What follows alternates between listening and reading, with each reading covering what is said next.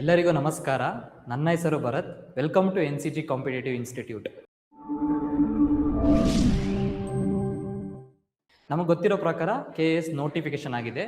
KS prelims November 15th ಅಂತ tentative ಆಗಿ ಹೇಳಿದ್ದಾರೆ. ಹಾಗಾದ್ರೆ KS ಪ್ರಿಲಿಮ್ಸ್ ಅಲ್ಲಿ ಜನರಲ್ ಮೆಂಟಲ್ ಎಬಿಲಿಟಿ ಅನ್ನೋ ಟಾಪಿಕ್ ಬರುತ್ತಲ್ವಾ, ಯಾವುದು ಪೇಪರ್ 2 ಅಲ್ಲಿ ಬರುತ್ತೆ.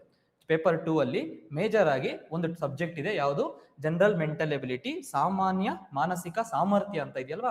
ಅದಕ್ಕೆ ಯಾವ ರೀತಿ ಸ್ಟ್ರಾಟಜಿ ಮಾಡ್ಬೋದು ಸರ್, ಅದನ್ನ ಯಾವ ರೀತಿಯಾಗಿ ಅಪ್ರೋಚ್ ಆಗ್ಬೋದು ಸರ್ ಅಂತ ಈ ವಿಡಿಯೋದಲ್ಲಿ ನಾವು ಆ ಸಿಲೆಬಸ್ ಅನ್ನೋದನ್ನ ಡಿಕೋಡ್ ಮಾಡ್ತಾ ಹೋಗೋಣ. ಓಕೆನಾ? ಏನ್ ಸರ್, ಈಗ KS ನೋಟಿಫಿಕೇಶನ್ ಓಪನ್ ಮಾಡಿದ್ರೆ ನೀವು ಅಲ್ಲಿ ಪ್ರಿಲಿಮ್ಸ್ ಅಲ್ಲಿ 2 ಪೇಪರ್ ಬರುತ್ತೆ ಅಂತ ನಮ್ಗೆ ಗೊತ್ತು. ಒಂದು GS ಪೇಪರ್ 1, ಇನ್ನೊಂದು GS ಪೇಪರ್ 2 ಅಂತ.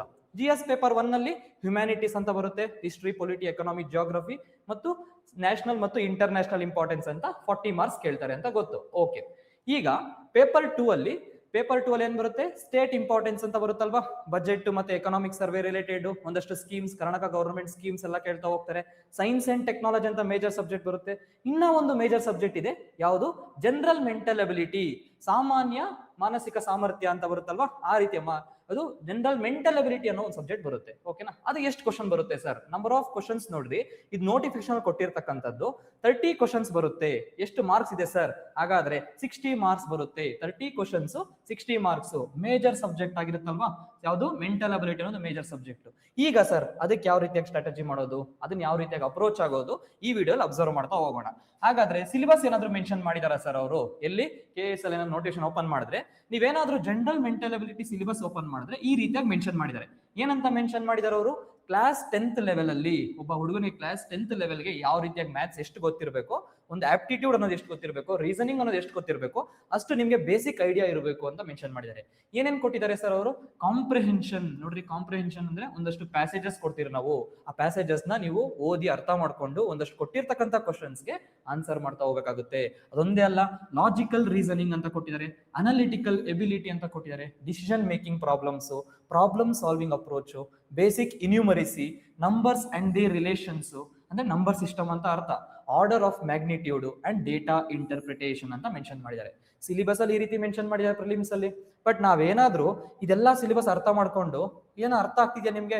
ಒಂದಷ್ಟು ವೇಗ್ ವರ್ಡ್ಸ್ ಇದಾವೆ, ಏನಂತ ನಂಬರ್ ಅಂಡ್ ದ ರಿಲೇಷನ್ಸ್, ಏನದಂದ್ರೆ ಅಷ್ಟು ಐಡಿಯಾ ಬರೋದಿಲ್ಲ ನಮ್ಗೆ. ಅದೇ ರೀತಿಯಾಗಿ ಬೇಸಿಕ್ ಇನ್ಯೂಮರಸಿ ಅಂತ ಇದೆ, ಪ್ರಾಬ್ಲಮ್ ಸಾಲ್ವಿಂಗ್ ಅಪ್ರೋಚ್ ಅಂತ ಇದೆ. ಇವನ್ನೆಲ್ಲ ಓದ್ತಿದ್ರೆ ಒಂದಷ್ಟು ಸಿಲೆಬಸ್ ಪರ್ಫೆಕ್ಟ್ ಆದಂತ ಸಿಲೆಬಸ್ ನಮಗೆ ಗೊತ್ತಾಗೋದಿಲ್ಲ. ಹಾಗಾದ್ರೆ ಸರ್ ನಮ್ಗೆ 30 ಕ್ವಶನ್ಸ್ ಬರ್ತಿದೆ ಅಂತ ನೀವು ಹೇಳ್ತಿದ್ದೀರಾ ಕಳೆದ ಸ್ಲೈಡ್ ಅಲ್ಲಿ. ಹಾಗಾದ್ರೆ ಯಾವ ರೀತಿಯಾಗಿ ಅಪ್ರೋಚ್ ಆಗಬೇಕು ಸರ್ 60 ಮಾರ್ಕ್ಸ್ ನ ಅಂತ ಏನ್ ಮಾಡೋಣ, ನೋಡ್ತಾ ಹೋಗೋಣ ಯಾವ ರೀತಿಯಾಗಿ ಅಂತ. ನಾನೇನ್ ಮಾಡಿದೆ, ಇದನ್ನ ಅಪ್ರೋಚ್ ಯಾವ ರೀತಿ ಆಗ್ಬೇಕು ಅಂದ್ಬಿಟ್ಟು ಫಸ್ಟ್ KS ಕ್ವಶನ್ ಪೇಪರ್ ತೆಗ್ದಿರಿ. ಯಾವಾಗ? ಡಿಸೆಂಬರ್ ಅಲ್ಲಿ ಎಕ್ಸಾಮ್ ನಡೆದಿತ್ತು 2024ರಲ್ಲಿ ಸೆಕೆಂಡ್ ಟೈಮ್ KS ಎಕ್ಸಾಮ್ ನಡೆದಿತ್ತು. ಓಕೆನಾ? 2 ಟೈಮ್ಸ್ ಎಕ್ಸಾಮ್ ನಡೆದಿದೆ. ಯಾವಾಗ? ಕಳೆದ ಬಾರಿಯಲ್ಲಿ. ಅದ್ರಲ್ಲಿ 2ನೇ ಪೇಪರ್ ತೆಗೆದಿದ್ವಿ ನಾವು. ಯಾಕೆ ಅಂದ್ರೆ ಯಾವ ರೀತಿಯಾಗಿ ಅಪ್ರೋಚ್ ಆಗ್ಬೋದು ಈ ಪೇಪರ್ನ ಅಂತ ನೋಡಿ. ಇಲ್ಲಿ ಕ್ವಶನ್ಸ್ ನೋಡಿ, ಇಲ್ಲಿ ಇದು KS ಅಲ್ಲಿ ಕೇಳಿರ್ತಕ್ಕಂಥ ಕ್ವಶನ್, December 29th ಕೇಳಿರ್ತಕ್ಕಂಥ ಕ್ವಶನ್, ಸೆಕೆಂಡ್ ಟೈಮ್ ಮಾಡಿದಂತ ಸಂದರ್ಭದಲ್ಲಿ. ಕ್ವಶನ್ ಏನಿದೆ, ಕ್ವಶನ್ ಮಾತ್ರ ಅಬ್ಸರ್ವ್ ಮಾಡಿ. ಯಾಕೆ ಇವೆಲ್ಲ ಅಬ್ಸರ್ವ್ ಮಾಡಿ ಅಂದ್ರೆ, ಇದು ಕ್ವಶನ್ ಕೇಳೋದಕ್ಕೆ ಮೋಟಿವ್ ಏನು ಅವ್ರಿಗೆ, ಓಕೆನಾ, ಎಲ್ಲಿಂದ ತಗೊಂಡಿದ್ದಾರೆ ಕ್ವಶನ್ ಅಂತ ನಾವೇನ್ ಮಾಡೋಣ ಈ ವಿಡಿಯೋ ನೋಡ್ತಾ ಹೋಗೋಣ. ಏನಂತ, if x is a positive integer, x ಅನ್ನೋದು ಒಂದು ಪಾಸಿಟಿವ್ ಇಂಟಿಜರ್ ಅಂತೆ, such that 2x plus 91 is a perfectly divisible by x, then the number of possible values of x ಅಂತ ಕೇಳಿದ್ದಾರೆ. ಕ್ವಶನ್ ಏನು ಅರ್ಥ ಮಾಡ್ಕೊಳಕ್ ಹೋಗಬೇಡಿ, ಬಟ್ ಕ್ವಶನ್ ಏನು ಅಂತ ಒಂದು ಐಡಿಯಾ ಬರ್ತಿದೆ. ಎಕ್ಸ್ ಅನ್ನೋದು ಒಂದು ಪಾಸಿಟಿವ್ ಇಂಟಿಜರ್ ಅಂತೆ, ಯಾವುದು 2x plus 91 ಅನ್ನೋದು ಒಂದು ನಂಬರ್ ಇದೆ ಅಂತೆ, is perfectly divisible by X ಅಂದ್ರೆ ಈ ನಂಬರ್ ಪರ್ಫೆಕ್ಟ್ಲಿ ಡಿವಿಸಬಲ್ ಆಗ್ತಿದೆ, ಹಾಗಾದ್ರೆ ಪಾಸಿಬಲ್ ವ್ಯಾಲ್ಯೂ ಆಫ್ ಎಕ್ಸ್ ಅಂತ ಕೇಳಿದ್ದಾರೆ. ಸಾಕಿಷ್ಟು ಮಾತ್ರ. ಈಗೇನು ಇದು KS ಕ್ವಶನ್, ಓಕೆನಾ? ಅಬ್ಸರ್ವ್ ಮಾಡ್ರಿ, ಇದೇ KS ಕ್ವಶನ್ ನೀವೇನಾದ್ರೂ 2023 UPSC ಪೇಪರ್ ತೆಗೆದ್ರೆ, ಎಲ್ಲಿ ಸರ್? ಪೇಪರ್ 2 CSAT ತೆಗಿತಾರಲ್ಲ, ಸಿವಿಲ್ ಸರ್ವಿಸ್ ಆಪ್ಟಿಟ್ಯೂಡ್ ಟೆಸ್ಟ್ ಮಾಡ್ತಾರ ಅವರು, ಎಲ್ಲಿ? UPSC ಅಲ್ಲಿ. ಪೇಪರ್ 2 ತೆಗೆದಂತ ಸಂದರ್ಭದಲ್ಲಿ ಸೇಮ್ ಕ್ವಶನ್ ಇದೆ ನೋಡ್ರಿ. x is a positive integer such that 7x plus 96 is a divisible by x ಅನ್ನೋದು ಅದು ಡಿವಿಸಿಬಲ್ ಆಗ್ತಿದೆ. How many values of x are the possible? Question observe ಮಾಡಿ. ನೀವೇನು ಅದಕ್ಕೆ ಆನ್ಸರ್ ಮಾಡೋಂತ ಅವಶ್ಯಕತೆ ಇಲ್ಲ ಈಗ ಪ್ರಸ್ತುತ. ಇವಾಗ ನಾವು ಯಾವ ರೀತಿ ಅಂದ್ರೆ ಕ್ವಶನ್ ಪೇಪರ್ ಯಾಕೆ ಅವ್ರು ಆ ಕ್ವಶನ್ ಕೇಳ್ತಿದ್ದಾರೆ ಅಂತ ನೋಡ್ಬೇಕಷ್ಟೇ ನಾವು. ಓಕೆನಾ? ನೋಡ್ರಿ, ಇದು 2024 ಕ್ವಶನ್ ಪೇಪರ್, ಯಾವುದು? Same question, x is a positive integer ಅಂತ. ಇಲ್ಲಿ 2023 UPSC x is a positive integer. ಅವ್ರು ಏನ್ ಚೇಂಜ್ ಮಾಡಿದ್ದಾರೆ ಸರ್? ಹಾಗಾದ್ರೆ ಇಲ್ಲಿ ಇರ್ತಕ್ಕಂಥ ವ್ಯಾಲ್ಯೂ ಒಂದು ಚೇಂಜ್ ಮಾಡಿದ್ದಾರೆ. 2x plus 91 ಅಂತ ಇರತಕ್ಕಂಥ ವ್ಯಾಲ್ಯೂನ ಇಲ್ಲೇನು 7x plus 96 ಅಂತ ಮಾಡಿದ್ದಾರೆ. ಸೇಮ್ ಕ್ವಶನ್ಸ್ ಆಪ್ಷನ್ಸ್ ಮಾತ್ರ ಬೇಸ್ಡ್ ಆನ್ ವ್ಯಾಲ್ಯೂಸ್ ಮೇಲೆ ಆಪ್ಷನ್ಸ್ ಕೊಟ್ಟಿದ್ದಾರೆ. ಹಾಗಾದ್ರೆ ನಾವ್ ಏನ್ ಅರ್ಥ ಮಾಡ್ಕೋಬೇಕು ಸರ್ ಇದರಿಂದ? ಇದೊಂದೇ ಕ್ವಶನ್ ಸರ್ ಈ ತರ ಆಗಿರೋದು? ಇಲ್ಲಿ ಅಬ್ಸರ್ವ್ ಮಾಡಿ, ಇಲ್ಲಿ ಇದೇ ಕ್ವಶನ್ ಪೇಪರ್ ನೀವೇನಾದ್ರೂ UPSC CAPF 2014 ತೆಗೆದ್ರೆ ಅಂದ್ರೆ ಏನ್ ಅರ್ಥ ಮಾಡ್ಕೋಬೇಕು ಸರ್? UPSC ಅವ್ರು ಕೇವಲ CSC ಎಕ್ಸಾಮ್ ಒಂದೇ ನಡೆಸ್ತಿಲ್ಲ, ಅವರು ಸಿವಿಲ್ ಸರ್ವಿಸ್ ಎಕ್ಸಾಮ್ ಒಂದೆಲ್ಲ, CAPF ಬೇರೆ ಬೇರೆ ಎಕ್ಸಾಮ್ಸ್ ಮಾಡ್ತಿರಲ್ಲ, ಅಲ್ಲೂ ಕೂಡ ಮ್ಯಾಥ್ಸ್ ಇದಾವೆ ಅಂತ ಗೊತ್ತಾಗ್ತಿರ್ಲಿ ನಿಮ್ಗೆ. ಓಕೆನಾ? ಅಲ್ಲಿ ಕ್ವಶನ್ ಅಬ್ಸರ್ವ್ ಮಾಡ್ರಿ. If x is a positive integer such that 2x plus 12 is a perfectly divisible by x, ಅದು ಕೂಡ ಪರ್ಫೆಕ್ಟ್ಲಿ ಡಿವಿಸಿಬಲ್ ಆಗ್ತಿದೆ, then the number of possible values of x. ಹಾಗಾದ್ರೆ x ನ ಪಾಸಿಬಲ್ ವ್ಯಾಲ್ಯೂಸ್ ಯಾವುದು? ಅರ್ಥ ಮಾಡ್ಕೊಳ್ಳಿ. Questions ನೋಡಿ, ನನಗೆ ಆನ್ಸರ್ ಮುಖ್ಯ ಆಗ್ತಿಲ್ಲ. ಈಗ ಕ್ವಶನ್ಸ್ ಯಾಕೆ ಕೇಳ್ತಿದ್ದಾರೆ ಅಂತ ನೋಡ್ಬೋದು. ಇದು KS ಕ್ವಶನ್ ಪೇಪರ್, ಇದು UPSC 2023 ಕ್ವಶನ್ ಪೇಪರ್, ಇದ್ಯಾವುದು UPSC CAPF 2014 ಕ್ವಶನ್ ಪೇಪರ್. ನಾನು 3 ಕ್ವಶನ್ ಅಷ್ಟೇ ಪಿಕ್ ಮಾಡಿ, ಇನ್ನ ಕ್ವಶನ್ಸ್ ಇದಾವೆ, ಇದೇ ಮಾಡೆಲ್ ನೋಡ್ಕೊಂಡ್ರೆ ಕ್ವಶನ್ ಸಿಗ್ತವೆ ಸರ್. ಈಗ ನಾವ್ ಏನ್ ಮಾಡ್ಬೇಕು ಸರ್? KS ಇದು ಯಾಕೆ ಅಂದ್ರೆ ಇದು ಹೊಸದಾಗಿ ಬಂದಿರತಕ್ಕಂತ ಕಾನ್ಸೆಪ್ಟ್. ಇದು ನಂಬರ್ ಸಿಸ್ಟಮ್ ಅನ್ನೋ ಟಾಪಿಕ್ ಅಲ್ಲಿ ಬರುತ್ತೆ. ನೀವೇನಾದ್ರೂ ನಾನು ಡಿಕೋಡ್ ಮಾಡ್ತೀನಿ ಈಗ, ನಂಬರ್ ಸಿಸ್ಟಮ್ ಅನ್ನೋ ಟಾಪಿಕ್ ಅಲ್ಲಿ ಬರುತ್ತೆ. ಓಕೆನಾ? ಹಾಗಾದ್ರೆ ಸರ್ ಇದು ನಾವೇನಾದ್ರೂ KS 2014 ಪೇಪರ್, ಆಮೇಲೆ 2017 ಪೇಪರ್, 2020 ಪೇಪರ್ ತೆಗೆದು ನೋಡಿದ್ರೆ ಈ ತರ ಮಾಡೆಲ್ ಪ್ರಾಬ್ಲಮ್ಸ್ ಇಲ್ಲ. ಅಲ್ಲಿ ನಾವು ಏನ್ ಮಾಡ್ತೀವಿ, ಕಳೆದ KS ಪೇಪರ್ಸ್ ನೋಡ್ಕೊಂಡು ನಾವು ಅಪ್ರೋಚ್ ಆಗ್ತಾ ಹೋಗ್ತೀರಿ. ಅದು ಮಾಡತಕ್ಕಂಥ ದೊಡ್ಡ ತಪ್ಪು. ಯಾಕಂದ್ರೆ 2024 ಅಲ್ಲಿ ಪೇಪರ್ ನೋಡ್ತಿರಲ್ವಾ, ಈಗ ನಾವೇನಾದ್ರೂ ಇಷ್ಟು ಪೇಪರ್ಸ್ ನೋಡಿ 2024 ಎಕ್ಸಾಮ್ಗೆ ಹೋದಂತ ಸಂದರ್ಭದಲ್ಲಿ 2024 ಅಲ್ಲಿ ಈ ತರ ಕ್ವಶನ್ ಬಂದ್ಬಿಡುತ್ತೆ. ಹೌದಲ್ಲ? ಏನ್ ಈಗ ಏನ್ ಮಾಡೋದು? ಇವಾಗ ಈ ತರ ಕ್ವಶನ್ ಬಂದಿದೆ, ಅವಾಗ ಆದ್ರೆ ನಾವ್ ಏನ್ ಮಾಡ್ಬೇಕು ಸರ್? ಹಾಗಾದ್ರೆ ಈ ಕ್ವಶನ್ ಬರೋದಕ್ಕೆ, ಯಾವ್ದು 2024 ಅಲ್ಲಿ ಕ್ವಶನ್ ಬಂತಲ್ಲ, ಈ ಕ್ವಶನ್ ಬರೋದಕ್ಕೆ 2023 UPSC ಪೇಪರ್ ಕಾರಣ. ಅಂದ್ರೆ 2023, 2024, 2022 ಕಳೆದ ಒಂದು 4-5 ವರ್ಷದ UPSC ಪೇಪರ್ ನೋಡಿರ್ಬೇಕು. ಹಾಗಾದ್ರೆ ಸರ್ ನನ್ಗೆ November 15th ಎಕ್ಸಾಮ್ ಇದೆ ಸರ್. ಓಕೆನಾ? November 15 ಎಕ್ಸಾಮ್ ಇದೆಯಲ್ಲ, ಅದಕ್ಕೆ ಯಾವ ರೀತಿಯಾಗಿ ಅಪ್ರೋಚ್ ಆಗ್ಬೇಕು ಸರ್ ಅಂದ್ರೆ 5 ವರ್ಷ UPSC ಪೇಪರ್ ನೋಡಿರ್ಬೇಕಾಗುತ್ತೆ ನೀವು. 5 ಅಲ್ಲ 10 ವರ್ಷ ನೋಡಿದ್ರು ಒಳ್ಳೇದೇ. ಅಟ್ಲೀಸ್ಟ್ 5 ವರ್ಷದ ಪೇಪರ್ಸ್ ಯಾವ್ಯಾವ ಮಾಡೆಲ್ಸ್ ಮೇಲೆ ಕೇಳ್ತಿದ್ದಾರೆ, ನಮ್ಗಿರ್ತಕ್ಕಂಥ ಮೆಂಟಲ್ ಅಬಿಲಿಟಿ ಟಾಪಿಕ್ಸ್ ಯಾವುದು, ಅದ್ರಲ್ಲಿ ಇರ್ತಕ್ಕಂಥ ಯಾವ್ಯಾವ ಕ್ವಶನ್ಸ್ UPSC ಅಲ್ಲಿ ಬರ್ತಿದೆ, ಎಷ್ಟು ಡೆಪ್ತ್ ಹೋಗ್ತಿದ್ದಾರೆ ಅವರು, ನಾವ್ ಯಾವ ರೀತಿಯಾಗಿ ಅಪ್ರೋಚ್ ಆಗ್ಬೇಕು ಅಂತ ನೀವು ಈ ಪೇಪರ್ಸ್ ನ ನೋಡಿ, ಯಾವುದು ಈ ಪೇಪರ್ ನ ನೋಡಿ ಅರ್ಥ ಮಾಡ್ಕೋಬೇಕಾಗುತ್ತೆ. KS ಪೇಪರ್ ಇದೊಂದೇ ಕ್ವಶನ್ ಎಕ್ಸಾಂಪಲ್ ಅಲ್ಲ, ನಾನು ಇನ್ನೂ ಒಂದು ಕ್ವಶನ್ ಎಕ್ಸಾಂಪಲ್ ತಗೊಂಡಿದ್ದೀನಿ ನೋಡ್ರಿ. ಇಲ್ಲಿ ಇನ್ನೂ ಒಂದು ಕ್ವಶನ್, ಇದು ಕೂಡ KS ಕ್ವಶನ್ ಪೇಪರ್, ಇದು ಕೂಡ ಒಂದು 80 ಕ್ವಶನ್. ಬೇಕಾದ್ರೆ ನೀವು ಇವತ್ತಂದ್ರೆ ಏನಾದ್ರು ಸೀರೀಸ್ R ಅಂತ ಇದೆ, KS ಪೇಪರ್ ತೆಗೆದ್ರೆ 80 ಕ್ವಶನ್ ಇದೆ. ಏನಂತ ಇದೆ? How many zeros at the end of the number. ಅಂದ್ರೆ ಒಂದು ನಂಬರ್ ಇದೆ ಅಂತೆ, ಆ ನಂಬರ್ ಅಲ್ಲಿ ಎಲ್ಲ ಮಲ್ಟಿಪ್ಲೈ ಮಾಡಿದಾಗ ಎಷ್ಟು ಝೀರೋಸ್ ಬರುತ್ತೆ ಎಂಡ್ ಆಫ್ ದ ನಂಬರ್ ಅಲ್ಲಿ ಅಂತ ಕ್ವಶನ್ ಕೇಳಿದ್ದಾರೆ. How many zeros at the end of the number 2 to the power 300, 5 to the power 600, 4 to the power 400 ಅಂತ ಇದೆ. ಅಂದ್ರೆ ಆ ನಂಬರ್ ನ ಮಲ್ಟಿಪ್ಲೈ ಮಾಡಿದ್ರೆ ಎಷ್ಟು ಝೀರೋಸ್ ಬರುತ್ತೆ ಅದು ನೀವು ಹೇಳಿ, ವ್ಯಾಲ್ಯೂ ಕೊಡಿ ಅಂತ ಹೇಳ್ತಾರೆ. ಇದನ್ನ ಕ್ಯಾಲ್ಕುಲೇಟರ್ ಯೂಸ್ ಮಾಡಿದ್ರು ಕೂಡ answer ಮಾಡೋದಕ್ಕಾಗೋದಿಲ್ಲ. 2 to the 2 into 2 into 2 ಅಂತ ಮಾಡಿದ್ರು ಆಗಕ್ಕಾಗಲ್ಲ. 5 into 5 into up to 600 ವರೆಗೂ ಮಾಡೋದಕ್ಕಾಗೋದಿಲ್ಲ. ಇಂಥ ಕ್ವಶನ್ಸ್ ಹೆಂಗೆ ಅಪ್ರೋಚ್ ಆಗಬೇಕು ಸರ್? ಇದಕ್ಕೆ ಯಾವುದು ಸರ್ ಮೋಟಿವ್? ಹಾಗಾದ್ರೆ 24 ಅಲ್ಲಿ ಕ್ವಶನ್ ಕೇಳಿದರೆ ಇದಕ್ಕೆ ಮೋಟಿವ್ ಯಾವುದು ಸರ್ ಅಂದ್ರೆ, ಅಬ್ಸರ್ವ್ ಮಾಡ್ಕೊ ಬನ್ನಿ, ಲಾಸ್ಟ್ 5 years ಯಾಕೆ ನೋಡಿ ಅಂತ ಹೇಳ್ತಾ ಏನಂದ್ರೆ, ಇದು 2020 UPSC ಪೇಪರ್ ಇದು. ಓಕೆನಾ? ಹೌ ಮೆನಿ ಝೀರೋಸ್ ನೋಡ್ರಿ, ಇಲ್ಲೂ ಕೂಡ ಅದೇ ಕ್ವಶನ್. ಹೌ ಮೆನಿ ಝೀರೋಸ್, ಓಕೆನಾ? ಇಲ್ಲಿ ನೋಡ್ರಿ, ಅಬ್ಸರ್ವ್ ಮಾಡ್ರಿ. How many zeros are there at the end of the, ಅಂದ್ರೆ ಒಂದು ನಂಬರ್ ನ ಮಲ್ಟಿಪ್ಲೈ ಮಾಡಿದ್ರೆ ಎಷ್ಟು ಝೀರೋಸ್ ಬರುತ್ತೆ at the end of the following product. ಒಂದು ಫಾಲೋಯಿಂಗ್ ಪ್ರಾಡಕ್ಟ್ ಅಲ್ಲಿ ಒಂದು ಪ್ರಾಡಕ್ಟ್ ಕೊಟ್ಟಿದ್ದಾರೆ ಅವರು, ಬಟ್ ಇಲ್ಲಿ ಮಾಡೆಲ್ ಸೇಮ್ ಇದೆ, ಅಂದ್ರೆ ಝೀರೋಸ್ ಕಂಡಿರ್ತಕ್ಕಂಥ ಮಾಡೆಲ್ ಇದು, ಬಟ್ ಆದ್ರೆ ಕೇಳಿರ್ತಕ್ಕಂಥ ಪ್ರಾಬ್ಲಮ್ಸ್ ಸೇಮ್ ಇದೆ, ಬಟ್ ಪ್ರಾಬ್ಲಮ್ಸ್ ಡಿಫ್ರೆಂಟ್ ಇದೆ. ಬಟ್ ಹೌ ಮೆನಿ ಝೀರೋಸ್ ಅನ್ನೋ ಮಾಡೆಲ್ ಅಲ್ಲೇ ಇದೆ. ಹಾಗಾದ್ರೆ ಸರ್ ಇದೊಂದೇ ಕ್ವಶನ್ ಬಂದಿದ್ಯಾ 2020 UPSC ಇದು? ಅದೇ ರೀತಿ ಇಲ್ಲಿ ಅಬ್ಸರ್ವ್ ಮಾಡ್ರಿ, ಹೌ ಮೆನಿ ಕಾನ್ಸಿಕ್ಯೂಟಿವ್ ಝೀರೋಸ್, ಯಾವ್ದಿದು 2024 UPSC ಪೇಪರ್ ಇದು. ಓಕೆನಾ? How many consecutive zeros at the end of the same year ಅಲ್ಲಿ KS ಪೇಪರ್ ಅಲ್ಲಿ ಹೌ ಮೆನಿ ಝೀರೋಸ್ ಅಂತ ಕೇಳಿದ್ದಾರೆ. ಅರ್ಥ ಆಗ್ತಿದೆಯಲ್ವಾ? ಅಂದ್ರೆ ಇನ್ನೊಂದು ಕ್ವಶನ್ ಇದೆಯಾ ಸರ್, ಈ ವರ್ಷ UPSC ಅಲ್ಲಿ ಕೂಡ ಕೇಳಿದ್ದಾರೆ. ಏನಂತ? ಇದು ಬೇಸ್ಡ್ ಆನ್ ಝೀರೋಸ್ ಮೇಲೆ ಕಾನ್ಸೆಪ್ಟ್ ಇದೆ. ಇದು ಕೂಡ ಈ ವರ್ಷ ಬಂದಿರತಕ್ಕಂತ 2026 ಬರ್ತಕ್ಕಂಥ UPSC ಅಲ್ಲಿ ಕೇಳಿರ್ತಕ್ಕಂಥ ಕ್ವಶನ್. ನಾನು ಯಾಕೆ ಇವೆಲ್ಲ ಕ್ವಶನ್ಸ್ ಆಗ್ತೀನಿ ಅಂದ್ರೆ ನಿಮ್ಗೊಂದು ಐಡಿಯಾ ಬರ್ಲಿ. ಯಾಕೆ ಅಂದ್ರೆ ಸಿಲೆಬಸ್ ಅಲ್ಲಿ ಏನೋ ಮೆನ್ಷನ್ ಮಾಡಿದ್ದಾರೆ, ಏನಂತ 30% ಪೇಪರ್ ಮಾಡ್ತೀರಿ ನಾವು, 30% ಕ್ವಶನ್ಸ್ ಕೊಡ್ತೀರಿ ಅಂತ. ಆಮೇಲೆ ಸಿಲೆಬಸ್ ನೋಡ್ರೆ ಅಷ್ಟು ಡಿಫೈನ್ ಕರೆಕ್ಟ್ ಆಗಿ ಮಾಡಿಲ್ಲ ಅವರು. ಹಾಗಾದ್ರೆ ಸರ್ ನಾವ್ ಯಾವ ರೀತಿಯಾಗಿ ಅಪ್ರೋಚ್ ಆಗ್ಬೇಕು ಅಂದ್ರೆ, ನೀವೇನ್ ಮಾಡ್ಬೇಕು, ಫಸ್ಟ್ 2024 ಪೇಪರ್ 2 ಪೇಪರ್ ಇದಲ್ಲ, 2 ಪೇಪರ್ ನ ಅಬ್ಸರ್ವ್ ಮಾಡಬೇಕಾಗುತ್ತೆ. 2 ಪೇಪರ್ ನ ಅಬ್ಸರ್ವ್ ಮಾಡಿದಾಗ ಒಂದಷ್ಟು ಕ್ವಶನ್ಸ್ ಈ ರೀತಿಯಾಗಿ ಬರ್ತಿದಾವೆ ಸರ್, ಯಾವ ರೀತಿಯಾಗಿ ಆನ್ಸರ್ ಮಾಡ್ಬೇಕು ಅಂತ ನನ್ಗೆ ಗೊತ್ತಾಗ್ತಿಲ್ಲ. ಈ ರೀತಿಯಾಗಿ ಕ್ವಶನ್ಸ್ ಕೇಳ್ತಿದ್ದಾರೆ, ಮತ್ತೆ ಇದೊಂದು KS ಪೇಪರ್ ಅಲ್ವಾ, ಆಮೇಲೆ ಈ ರೀತಿಯಾಗಿ ಕ್ವಶನ್ಸ್ ಬರ್ತಿದಾವೆ, ಯಾವ ರೀತಿಯಾಗಿ ನಮ್ಗೆ ಅಪ್ರೋಚ್ ಆಗ್ಬೇಕು ಅಂತ ಗೊತ್ತಾಗ್ತಿಲ್ಲ ಸರ್. ಅದಕ್ಕೆ ಏನ್ ಮಾಡ್ಬೇಕು ಅಂದ್ರೆ, ಕಳೆದ 5 ವರ್ಷ UPSC ಪೇಪರ್ ತೆಗಿಬೇಕು. ಯಾಕೆ ಅದೇ ತರ ಕ್ವಶನ್ ಕೇಳಿದ್ದಾರೆ ಅಂತ ನೀವೇನ್ ಮಾಡ್ಬೇಕು, ಕಳೆದ 5 ವರ್ಷ ಪೇಪರ್ ನ ಕಂಪೇರ್ ಮಾಡ್ಬೇಕು. ಜಾಸ್ತಿ ಏನ್ ಸಿಗೋದಿಲ್ಲ ಅಲ್ಲಿ, ಕೇವಲ 30 to 35 ಕ್ವಶನ್ ಸಿಗುತ್ತೆ ಅಷ್ಟೇ. ನೀವೇನಾದ್ರೂ ಆಪ್ಟಿಟ್ಯೂಡ್ ಏನಾದ್ರು ಓಪನ್ ಮಾಡಿದಾಗ, ಅಂದ್ರೆ ಎಲ್ಲ ಅಂದ್ರೆ CSAT ಪೇಪರ್ ಅಲ್ಲಿ 80 ಕ್ವಶನ್ಸ್ ಇರ್ತವೆ, ಒಂದು 30 to 35 ಕ್ವಶನ್ಸ್ ಚೆಕ್ ಮಾಡ್ಬೇಕಾಗುತ್ತೆ ಈಚ್ ಇಯರ್ ಅಲ್ಲಿ. ಅಪ್ರಾಕ್ಸಿಮೇಟ್ಲಿ 180 ಕ್ವಶನ್ಸ್ ಚೆಕ್ ಮಾಡಿದ್ರೆ ಆಲ್ಮೋಸ್ಟ್ ನಿಮ್ಗೆ ಗೊತ್ತಾಗುತ್ತೆ ಯಾವ ಮಾಡೆಲ್ ಮೇಲೆ ಕೇಳಿದ್ದಾರೆ ಅಂದ್ಬಿಟ್ಟು. ಅಷ್ಟು ಅನಾಲಿಸಿಸ್ ಮಾಡಿದ್ರೆ ನಿಮ್ಗೊಂದು ಐಡಿಯಾ ಬರ್ತಾ ಹೋಗುತ್ತೆ.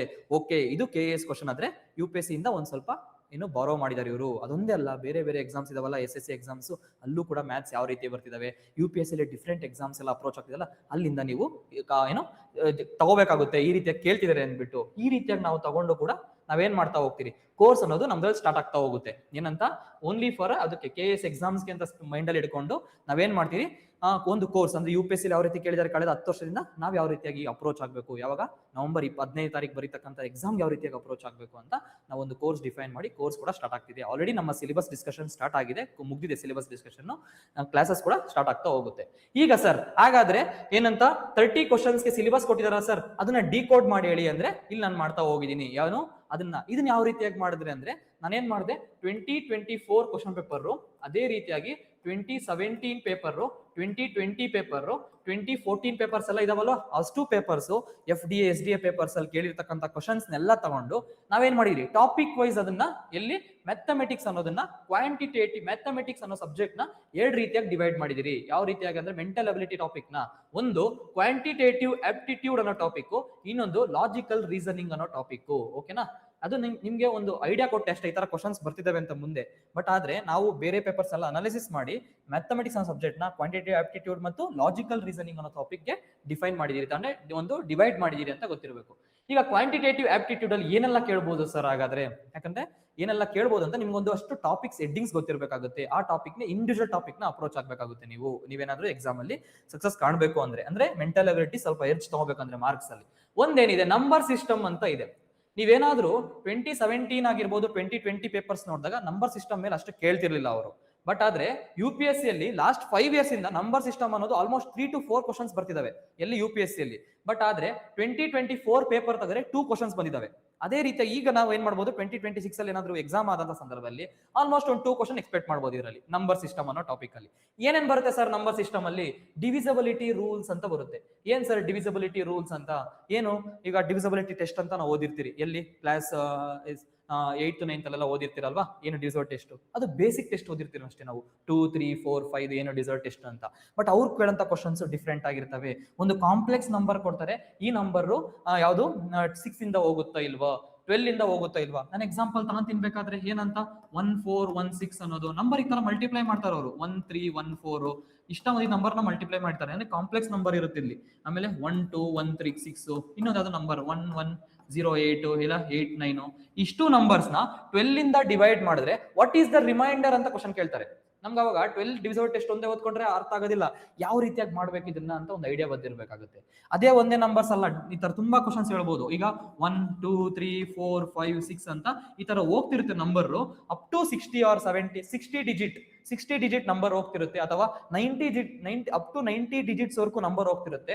ಆ ನಂಬರ್ ಆ ಎಂಟೈರ್ ನಂಬರ್ ಅನ್ನೋದು 4 ಇಂದ ಡಿವೈಡ್ ಆದಾಗ ವಾಟ್ ಈಸ್ ದ ರಿಮೈಂಡರ್ ಅಂತ ಕ್ವಶನ್ಸ್ ಕೊಡ್ತಾರೆ. ಈ ರೀತಿಯಾಗೆಲ್ಲ ನಾವು ಕಾಂಪ್ಲೆಕ್ಸ್ ನಂಬರ್ಸ್ ಅಂದ್ರೆ ನಾವು ಓದಿರ್ತಕ್ಕಂಥ ನಮ್ಗೆ ಏನೋ ಸಿಂಪಲ್ ಟೆಸ್ಟ್ ಮಾತ್ರ ಓದಿರ್ತೀರಷ್ಟೇ ನಾವು, ಬಟ್ ಆ ಕಾಂಪ್ಲೆಕ್ಸ್ ನಂಬರ್ ಯಾವ ರೀತಿಯಾಗಿ ಯುಟಿಲೈಸ್ ಮಾಡ್ತಕ್ಕಂಥದ್ದು.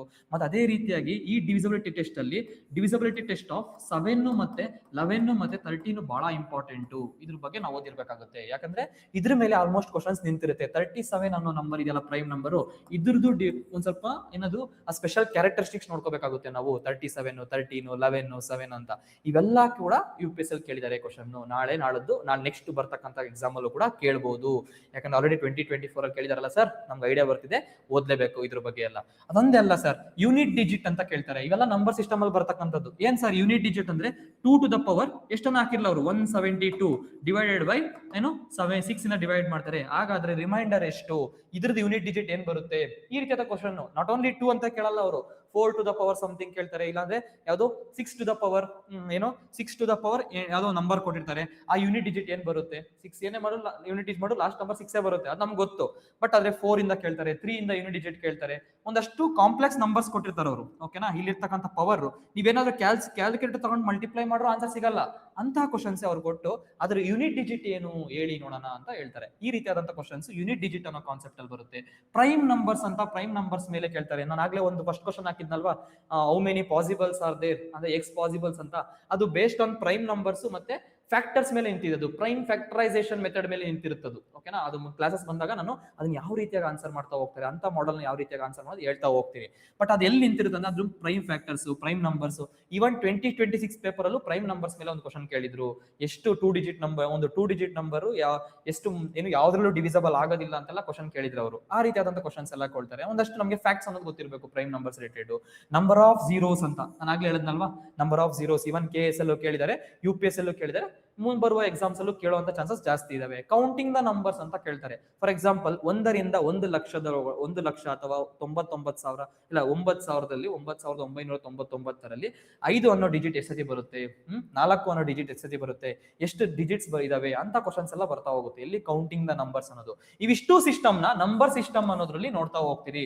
ನಂಬರ್ ಸಿಸ್ಟಮ್ ಓದ್ಬೇಕಾ ಸರ್? ಓದ್ಲೇಬೇಕು. ಯಾಕೆಂದ್ರೆ ಇತ್ತೀಚೆಗೆ ಎಲ್ಲಿ KSL ಅನ್ನೋದ್ರಲ್ಲಿ ಫೋಕಸ್ ಆಗ್ತಿದೆ. ಹಾಗಾದ್ರೆ ನಂಬರ್ ಸಿಸ್ಟಮ್ ಅನ್ನೋ ಟಾಪಿಕ್ ಅಲ್ಲಿ ಇಷ್ಟು ಓದ್ಬೇಕಾಗುತ್ತೆ ನೀವು. ಓಕೆನಾ, ಅದೇ ರೀತಿಯಾಗಿ ಇನ್ನ ಒಂದು ಟಾಪಿಕ್ ಇದೆ, ಏನಂತ STF LCM ಅಂತ.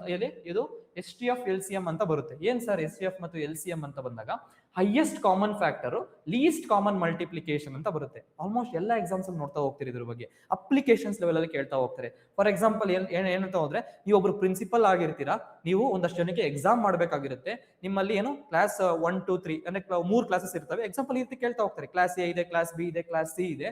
ಅದರಲ್ಲಿ ಎಷ್ಟು ಕ್ಲಾಸ್ ರೂಮ್ಸ್ ನಿಮಗೆ ಬೇಕಾಗುತ್ತೆ, ಆಮೇಲೆ ಕಂಡೀಷನ್ಸ್ ಕೊಟ್ಟಿರ್ತಾರೆ ಅವ್ರು, ಎಷ್ಟು ಕ್ಲಾಸ್ ರೂಮ್ಸ್ ನಿಮಗೆ ಬೇಕಾಗುತ್ತೆ, ಸಚ್ ದಟ್ ಈಚ್ ಕ್ಲಾಸ್ ಅಲ್ಲಿ ಒಂದೇ ಕ್ಲಾಸ್ ಅವ್ರು ಇರಬೇಕು, ಮತ್ತೆ ಈಕ್ವಲ್ ನಂಬರ್ ಆಫ್ ಸ್ಟೂಡೆಂಟ್ಸ್ ಇರಬೇಕು. ಆ ರೀತಿಯಾದಂತಹ ಕ್ವಶನ್ಸ್ ಎಲ್ಲ ಇಲ್ಲಿ ಕೇಳ್ತಾರೆ. ಅಲ್ಲಿ ಏನ್ ಅಪ್ಲೈ ಮಾಡ್ಬೇಕು ಅಂತ ತಿಳ್ಕೊಂಡ್ರೆ ನಮ್ಗೆ ಸ್ವಲ್ಪ ಟೈಮ್ ಹಿಡಿಯುತ್ತೆ. ನಮ್ಗೆ ಏನಾದ್ರು STF ಮತ್ತು LCM ಗೊತ್ತಿಲ್ಲ ಅಂದ್ರೆ ನಮ್ಗೆ ಏನಾದ್ರು ಒಂದು ಮೀನಿಂಗ್, ಇನ್ನರ್ ಮೀನಿಂಗ್ ಎಲ್ಲ ಗೊತ್ತಾಗುತ್ತೆ. STF ಅಂದ್ರೆ ಏನು ಅಂತ ಕ್ಲೀನ್ ತಿಳ್ಕೊಂಡ್ಬಿಟ್ರೆ, ಕೋರ್ ಕಾನ್ಸೆಪ್ಟ್ ತಿಳ್ಕೊಬಿಟ್ರೆ ನೀವು ಡೈರೆಕ್ಟ್ ಆಗಿ ಹೇಳ್ತೀರಾ ಸರ್ ಇದು STF ಅಲ್ಲಿ ಅಪ್ಲೈ ಮಾಡಬೇಕು, ಇದರಲ್ಲಿ ಹೈಯೆಸ್ಟ್ ಕಾಮನ್ ಫ್ಯಾಕ್ಟರ್ ಇಂದ ಅಪ್ಲೈ ಮಾಡಬೇಕು, ಇಲ್ಲಿ ಗ್ರೇಟೆಸ್ಟ್ ನಂಬರ್ ಅಂತ ಕೊಟ್ಟಿರ್ತಾರೆ ಅದನ್ನ ಅಪ್ಲೈ ಮಾಡಬೇಕು, ಇಲ್ಲಿ LCM ಅಪ್ಲೈ ಮಾಡಬೇಕು. ಫಾರ್ ಎಕ್ಸಾಂಪಲ್ LCM ಗೆ ಎಕ್ಸಾಂಪಲ್ ಹೇಳಿ ಅಂದ್ರೆ, ಫಾರ್ ಎಕ್ಸಾಂಪಲ್ ಅಪ್ಲಿಕೇಶನ್ ಲೆವೆಲ್ ಅಲ್ಲಿ ಯಾವ ರೀತಿ ಕೇಳಬಹುದು, 3 ಬೆಲ್ಸ್ ಇರ್ತವೆ, ರಿಂಗ್, ಅದು ಒಂದು ಬೆಲ್ಲು ಆಫ್ಟರ್ 5 ಮಿನಿಟ್ಸ್ಗೆ 5 ಸೆಕೆಂಡ್ಸ್ಗೆ ರಿಂಗ್ ಆಗ್ತಿರುತ್ತೆ, ಮತ್ತೆ ಇನ್ನೊಂದು ಬೆಲ್ಲು ಆಫ್ಟರ್ 8 ಸೆಕೆಂಡ್ಸ್ಗೆ ರಿಂಗ್ ಆಗ್ತಿರುತ್ತೆ, ಇನ್ನ ಒಂದು ಬೆಲ್ಲು ಆಫ್ಟರ್ 10 ಸೆಕೆಂಡ್ಸ್ಗೆ ರಿಂಗ್ ಆಗ್ತಿರುತ್ತೆ.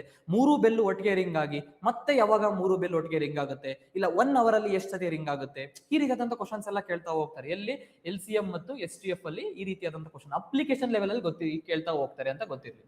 ಆಮೇಲೆ ಅದಾದ್ಮೇಲೆ ಇದೊಂದೇ ಟಾಪಿಕ್ಸ್ ಅಲ್ಲ, ಅಬ್ಸರ್ವ್ ಮಾಡ್ತಾ ಹೋಗ್ರಿ ಯಾವ ಟಾಪಿಕ್ಸ್ ಅಂತ. ಇವೆಲ್ಲ ಏನು ಸರ್ ಪೇಪರ್ಸ್ ತಗೊಂಡಿದ್ದು ನಾವು ಟಾಪಿಕ್ಸ್ ಡಿವೈಡ್ ಮಾಡಿರೋದು, ಎಲ್ಲೂ ಕೂಡ ಸಿಲೆಬಸ್ ಅಲ್ಲಿ ಮೆನ್ಷನ್ ಮಾಡಿಲ್ಲ ಅವರು. ನೀವು SCF LCM ಓದಿ, ಪರ್ಸೆಂಟೇಜಸ್ ಓದಿ ಅಂತ ಎಲ್ಲೂ ಕೂಡ ಕೊಟ್ಟಿಲ್ಲ. ಬೇಸ್ಡ್ ಆನ್ ರೀಸೆಂಟ್ ಟ್ರೆಂಡ್ಸ್ ಮತ್ತೆ ಈ ಯಾವುದು ಗ್ರೂಪ್ C ಎಕ್ಸಾಮ್ಸ್ ಆಗಿರ್ಬೋದು, UPSC ಎಕ್ಸಾಮ್ಸ್ ಆಗಿರ್ಬೋದು, ಎಲ್ಲ ಎಕ್ಸಾಮ್ಸ್ ಅನಾಲಿಸಿಸ್ ಮಾಡಿ ಇದು ಮಾಡಿರ್ತಕ್ಕಂಥದ್ದು.